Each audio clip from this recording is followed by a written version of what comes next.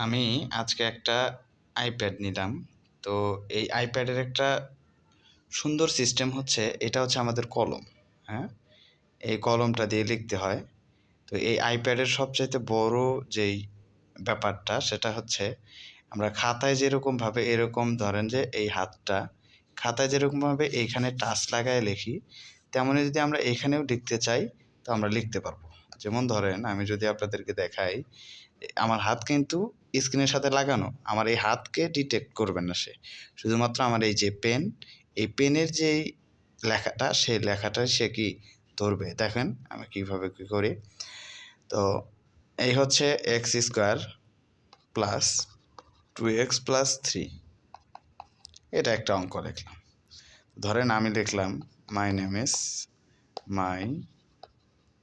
Name is Khairul.